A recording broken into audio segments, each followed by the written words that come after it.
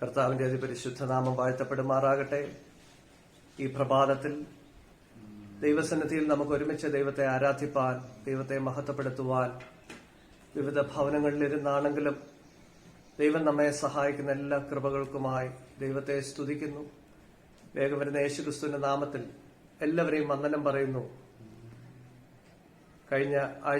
കഴിഞ്ഞ ദിവസങ്ങളിലെല്ലാം ദൈവത്തിന്റെ കൃപയും കരുതലും സംരക്ഷണവും നാം ഓരോ ദിവസവും അനുഭവിച്ചുകൊണ്ടിരിക്കുന്നു. കർത്താവിന്റെ അത്ഭുത വഴികൾക്കായി, എല്ലാ നന്മകൾക്കുമായി നമുക്ക് നന്ദിയോടുകൂടെ ദൈവത്തെ സ്തുതിക്കുകയും ദൈവത്തെ മഹത്വപ്പെടുത്തുകയും ചെയ്യാം. സ്തോത്രം. 147 സങ്കീർത്തനം അനുഗ്രഹിക്കപ്പെട്ട സങ്കീർത്തനമാണ്. ഇസ്രായേൽ ജനം അവരുടെ പ്രവാസത്തിൽ നിന്ന് മടങ്ങി വന്നപ്പോൾ ദൈവത്തിന്റെ പ്രവൃത്തികളെ കണ്ടപ്പോൾ സന്തോഷിക്കുന്ന, ദൈവത്തിന്റെ പ്രവൃത്തികളെ ധ്യാനിച്ചു പാടിയ സങ്കീർത്തനമാണെന്നാണ് നാം മനസ്സിലാക്കുന്നത്. സ്തോത്രം. ഇതിന്റെ പശ്ചാത്തലം കൂടുതൽ വിശദീകരിക്കുവാൻ ആഗ്രഹിക്കുന്നില്ല. അതിന്റെ 3-ാം വാക്യം മാത്രം വായിച്ച് 1-2 ചിന്തകൾ എത്രയും വേഗം പറഞ്ഞേച്ചിരിക്കുവാൻ നിർത്തുവാൻ ആഗ്രഹിക്കുന്നു. മനം തകർന്നവരെ അവൻ സൗഖ്യമാക്കുകയും അവരുടെ മുറിവുകളെ കെട്ടുകയും ചെയ്യും. സ്തോത്രം. മനം തകർന്നവരെ അവൻ സൗഖ്യമാക്കുന്നു, മുറിവുകളെ കെട്ടുന്നു. ഈ ഭാഗം ഇങ്ങനെ വായിച്ച് ധ്യാനിച്ചപ്പോൾ പലപ്പോഴും നമ്മുടെ ഹൃദയത്തിൽ വരുന്ന ഒരു ചിന്ത എന്റെ മനസ്സിലും വന്നു. മനം തകരുന്നതിന് മുമ്പ് അത് തകരാതെ സൂക്ഷിക്കുവാൻ ദൈവത്തിന് കഴിയും. മനം തകർന്നതിന് ശേഷം സൗഖ്യമാക്കുക എന്നതിലുപരി എന്തുകൊണ്ട് മനം തകരുന്ന സാഹചര്യങ്ങൾ വരുന്നതിന് മുമ്പ് തന്നെ അതിന്റെ മേൽ പ്രവർത്തിച്ചില്ല എന്ന ചോദ്യങ്ങൾ നമുക്കുണ്ടാകാം. ഈ സങ്കീർത്തനത്തിൽ ഈ വാക്യത്തിൽ നാം കാണുന്നത് മനം തകർന്നവരെ അവൻ സൗഖ്യമാക്കുന്നവരുടെ മുറിവുകളെ കെട്ടുന്നു. സ്തോത്രം. എന്നാൽ ഒരു കാര്യം വളരെ അടിസ്ഥാനപരമായി നാം മനസ്സിലാക്കേണ്ടത്, ദൈവത്തിന്റെ പ്രവൃത്തികൾക്കെല്ലാം പുറകിൽ ദൈവത്തിന് വ്യക്തമായ ഉദ്ദേശങ്ങളുണ്ട് എന്നുള്ളതാണ്. മനം തകരപ്പെടുക, സൗഖ്യമാക്കുക എന്ന് പറയുമ്പോൾ അതിനെ 2 രീതിയിൽ നമുക്ക് മനസ്സിലാക്കാൻ സാധിക്കും. ഒന്ന്, മനത്തകർച്ച. പാപം ചെയ്തതിൽ, ഒരു പാപത്തിന്റെ വഴിയിൽ അല്ലെങ്കിൽ പെട്ടുപോയിട്ട് അതിൽ നിന്ന് മടങ്ങി വന്ന് ഒരു മനസ്താപത്തോടെ, മനത്തകർച്ചയോടെ ദൈവസന്നിധിയിൽ നിൽക്കുമ്പോൾ അതിന് സൗഖ്യം വരുത്തുവാൻ ദൈവത്തിന് കഴിയും. അതിന് സൗഖ്യം വരുത്തുവാൻ ദൈവത്തിന് മാത്രമേ കഴിയുകയുള്ളൂ. ഈ ലോകത്തിൽ മറ്റാർക്കും നമ്മുടെ പാപത്തിൽ നിന്ന് വിടുവിക്കാൻ നമ്മളെ കഴിയുകയില്ലല്ലോ. സ്തോത്രം. മറ്റൊരു ഭാഗം നാം ചിന്തിക്കുന്നത് മനസ്സുടയുന്ന സാഹചര്യങ്ങൾ നമ്മുടെയൊക്കെ ജീവിതത്തിൽ വന്നിട്ടുണ്ട്, വന്നു പോകാറുണ്ട്. ആ സാഹചര്യങ്ങളിൽ ദൈവം നമ്മെ സൗഖ്യമാക്കുകയും നമ്മുടെ മുറിവുകളെ കെട്ടുകയും ചെയ്യും എന്ന് ദൈവത്തിന്റെ വചനം പറയുന്നു. സ്തോത്രം. എന്തുകൊണ്ടാണ് ദൈവം ഇങ്ങനെയുള്ള സാഹചര്യങ്ങൾ ദൈവമക്കളുടെ ജീവിതത്തിൽ അനുവദിക്കുന്നത്? ദൈവമക്കളുടെ ജീവിതത്തിൽ പലപ്പോഴും പറയാറുണ്ട്, എപ്പോഴും പ്രയാസങ്ങളാണ്. ഒന്ന് വിട്ട് നമ്മുടെ ജീവിതത്തിൽ പ്രയാസങ്ങളും ദുഃഖങ്ങളും ഒക്കെ വരുമ്പോൾ നമ്മുടെ ഹൃദയത്തിൽ വീണ്ടും വീണ്ടും ചോദിക്കുന്ന ഭാഗമാണ്, എന്തുകൊണ്ടിങ്ങനെ? സ്തോത്രം. ഈ വാക്യത്തിൽ ഇയ്യോബിന്റെ പുസ്തകം അതിന്റെ 5-ാം അധ്യായം 17-ഉം 18-ഉം വാക്യങ്ങൾ കൂടെ ചേർന്ന് ചിന്തിക്കുവാൻ ഞാൻ ആഗ്രഹിക്കുന്നു. ദൈവം ശാസിക്കുന്ന മനുഷ്യൻ ഭാഗ്യവാൻ. സർവശക്തന്റെ ശിക്ഷ നീ നിരസിക്കരുത്. അവൻ മുറിവേൽപ്പിക്കുകയും മുറിവ് കെട്ടുകയും ചെയ്യുന്നു. അവൻ ചതയ്ക്കുകയും തൃക്കൈ പൊറുപ്പിക്കുകയും ചെയ്യും. ദൈവം എന്തിനാണ് മുറിവേൽപ്പിച്ചിട്ട് മുറിവ് കെട്ടുന്നത്? അവൻ ചതച്ചിട്ട് എന്തിനാണ് പിന്നെ പൊറുപ്പിക്കുന്നത്? സാധാരണഗതിയിൽ ഇന്നത്തെ ഒരുപാട് പഠിപ്പിക്കലുകൾക്കൊക്കെ എതിരായിട്ടുള്ള ഒരു ചിന്തയാണത്. ദൈവം നമ്മെ അനുഗ്രഹിക്കും, ദൈവം നമ്മെ വിശാലതയിലേക്ക് കൊണ്ടുവരും, ദൈവം നമ്മെ മേൽത്തരമായ വഴികളിലൂടെ നടത്തും.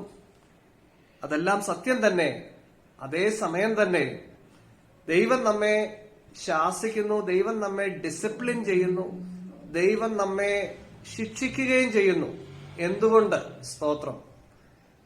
ഈ ഭാഗങ്ങളൊക്കെ നമ്മൾ എപ്പോഴും കേൾക്കാറുള്ളതാണെങ്കിലും വിശേഷാൽ ഈ കൊറോണയുടെ നാളുകളിൽ ദൈവജനം മാത്രമല്ല, ലോകമെമ്പാടും ജനങ്ങൾ വലിയ ദുരിതത്തിലൂടെയും പ്രയാസത്തിലൂടെയും ഒക്കെ കടന്നു പോകുമ്പോൾ നമുക്ക് ആശ്വാസമാകുന്ന ചില ഭാഗങ്ങൾ ഇവിടെ ഉദ്ധരിച്ചിട്ട് ഇവിടെ നിർത്തുവാൻ ഞാൻ ആഗ്രഹിക്കുന്നു. എന്തുകൊണ്ടാണ് ദൈവം ഇങ്ങനത്തെ സാഹചര്യങ്ങൾ നമ്മുടെ ജീവിതത്തിൽ അനുവദിക്കുന്നത്? പ്രധാനമായിട്ടും 4-5 കാരണങ്ങളാണ്. ഒന്നാമതായിട്ട് എബ്രായർക്ക് എഴുതിയ ലേഖനം 12-ാം അധ്യായം അതിന്റെ 10-ാം വാക്യം, അവർ ശിക്ഷിച്ചത് കുറെ കാലവും തങ്ങൾക്ക് ബോധിച്ച പ്രകാരവും അത്രേ, അവനോ നാം അവന്റെ വിശുദ്ധി പ്രാപിക്കേണ്ടതിന് നമ്മുടെ ഗുണത്തിനായി തന്നെ ശിക്ഷിക്കുന്നു. സ്തോത്രം. ശിക്ഷിക്കുന്നു എന്നുള്ള ഒരു അർത്ഥം നാം ഇവിടെ കാണുമ്പോൾ അതിനെ കുറച്ചുകൂടെ വൈഡർ ആംഗിളിൽ നമ്മൾ മനസ്സിലാക്കാൻ ഡിസിപ്ലിൻ ചെയ്യുക എന്നുള്ള അർത്ഥമാണ് പ്രധാനമായിട്ട് നാം അവിടെ എടുക്കേണ്ടത്. വിശുദ്ധി പ്രാപിക്കേണ്ടതിന്.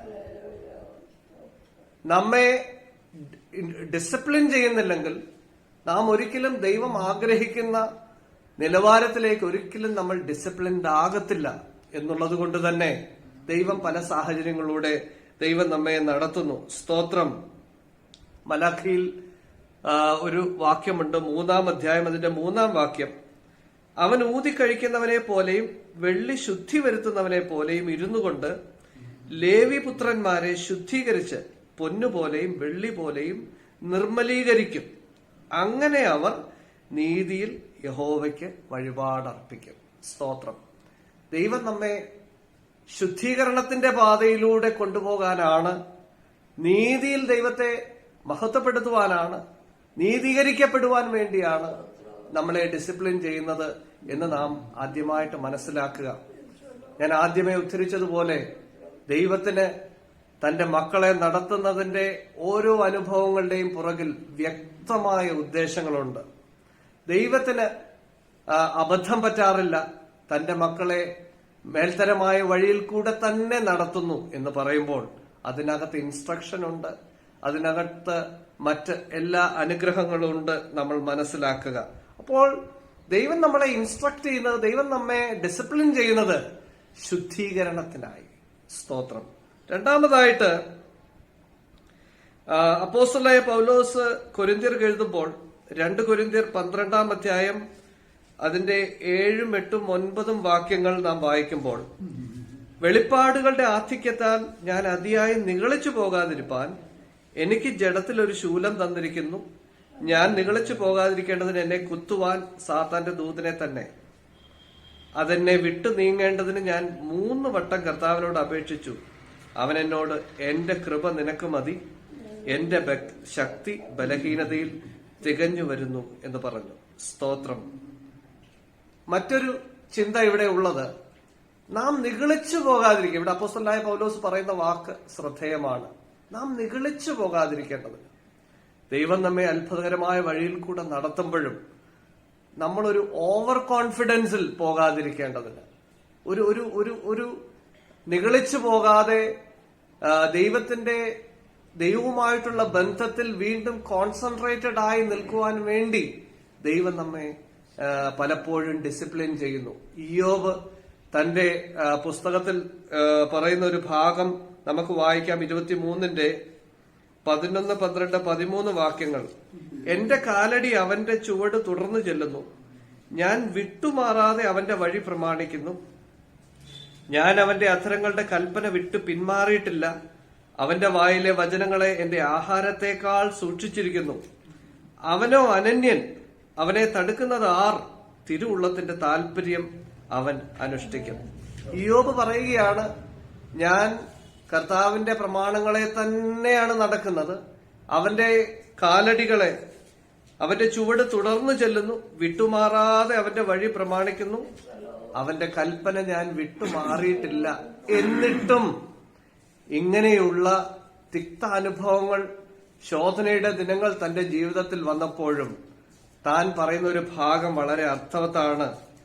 അവനോ അനന്യൻ, അവനെ തടുക്കുന്നതാർ? തിരുവുള്ളത്തിന്റെ താല്പര്യം അവൻ അനുഷ്ഠിക്കും. അപ്പോൾ ഒരുപക്ഷെ നമുക്ക് മനസ്സിലാകാത്ത ദൈവത്തിന്റെ ഒരു ഉദ്ദേശം ഓരോ അനുഭവങ്ങളുടെയും പുറകിൽ ഉണ്ടാകാം എന്നുള്ളതാണ്. തന്റെ ഇഷ്ടമാണ്.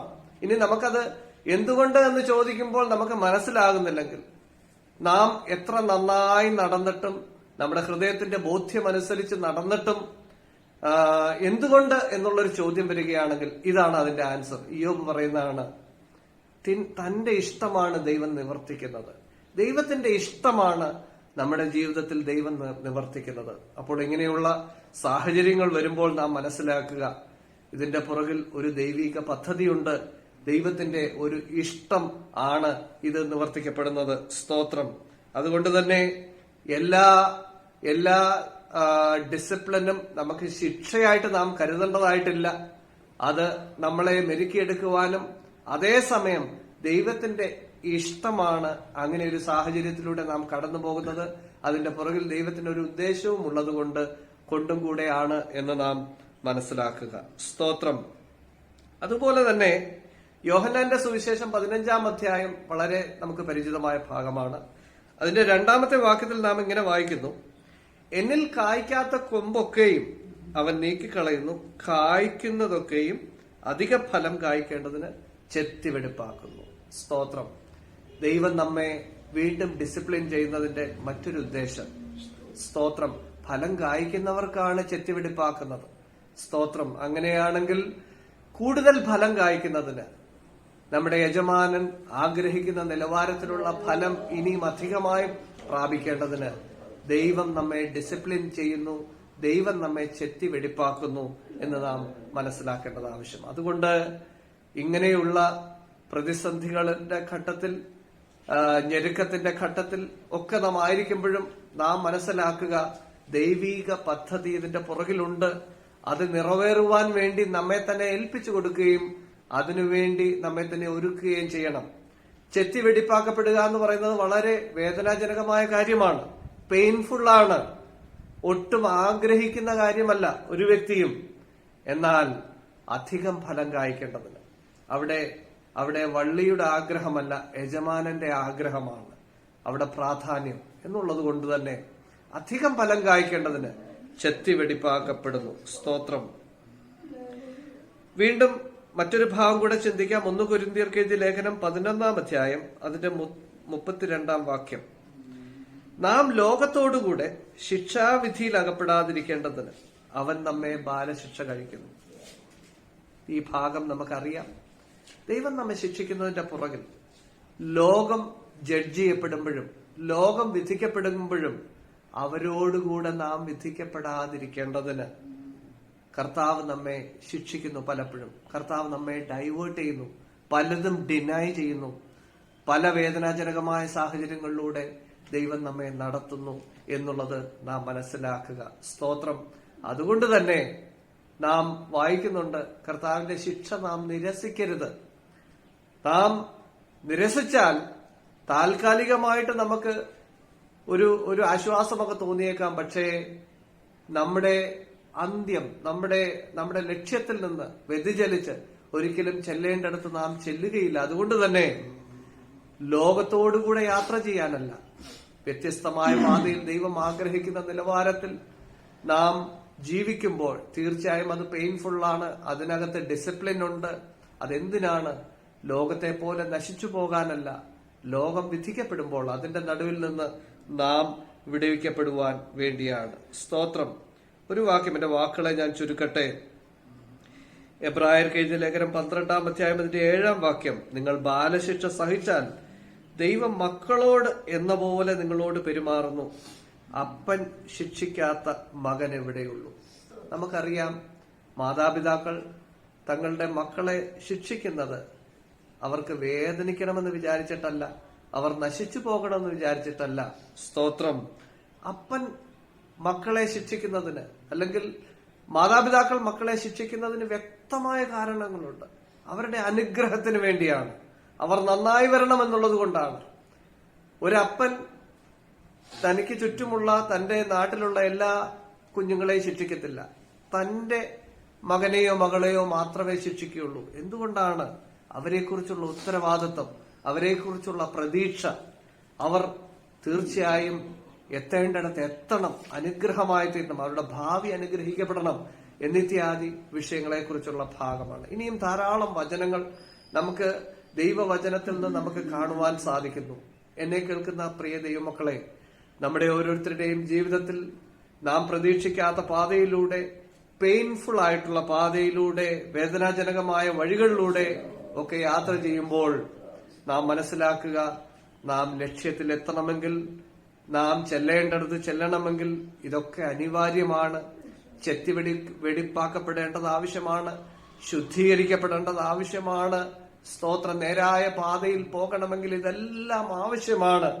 അതുകൊണ്ട് തന്നെ ഏതെങ്കിലും നിലയിൽ ദൈവം നമ്മെ നടത്തുമ്പോൾ അതിന്റെ മുമ്പിൽ ക്ഷീണിച്ചു പോകണ്ട, മടുത്തു പോകണ്ട. കർത്താവ് നമ്മെ നമ്മുടെ അനുഗ്രഹത്തിനു വേണ്ടി, നമ്മുടെ നല്ല അന്ത്യത്തിനു വേണ്ടി കർത്താവ് മുമ്പോട്ട് നടത്തുന്നതാണ് എന്ന് നാം മനസ്സിലാക്കുക. സ്തോത്രം. വെളിപ്പാട് പുസ്തകം 3-ാം അധ്യായം 19-ാം വാക്യം, എനിക്ക് പ്രിയമുള്ളവരെ ഒക്കെ ഞാൻ ശാസിക്കുകയും ശിക്ഷിക്കുകയും ചെയ്യുന്നു. സ്തോത്രം. ആകയാൽ നീ ജാഗ്രതയുള്ളവനായിരിക്ക, മാനസാന്തരപ്പെടുക. സഭകളോട് പറയുമ്പോൾ ദൈവാത്മാവ് പറയുന്ന ഭാഗമാണ്, എനിക്ക് പ്രിയമുള്ളവരെ ഒക്കെയും ഞാൻ ശാസിക്കുകയും ശിക്ഷിക്കുകയും ചെയ്യുന്നു. അപ്പോൾ അതിനകത്തൊരു മറുവശമുണ്ട്. നാം തുടർച്ചയായിട്ട് ദൈവത്തിൽ നിന്ന് അകന്നു നിൽക്കുമ്പോഴും തെറ്റായ പാതയിൽ പോകുമ്പോഴും നമുക്ക് ശിക്ഷണം ഇല്ലാതിരിക്കുന്നത് ദൈവം അത് നമുക്ക് അപ്രൂവ് ചെയ്യുന്നത് കൊണ്ടായിരിക്കണമെന്ന് നിർബന്ധമില്ല. സ്തോത്രം.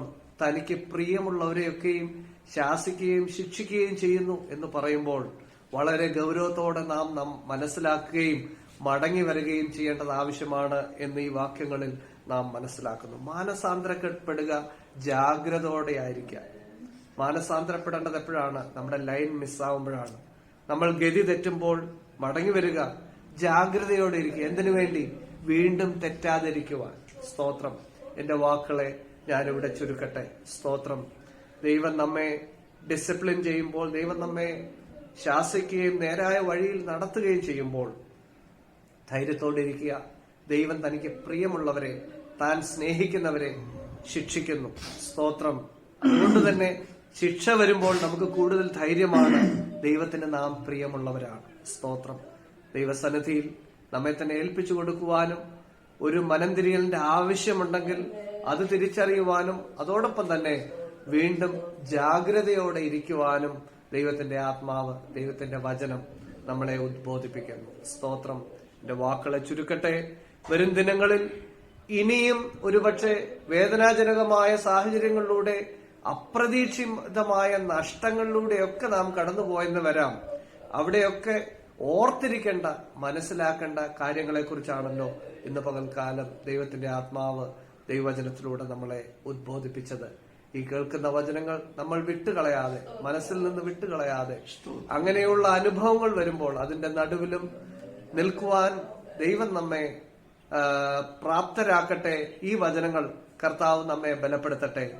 ഈ വചനങ്ങളാൽ കർത്താവ് നമ്മെ ഓരോരുത്തരെയും അനുഗ്രഹിക്കുമാറാകട്ടെ. ആമേൻ. സ്തോത്രം.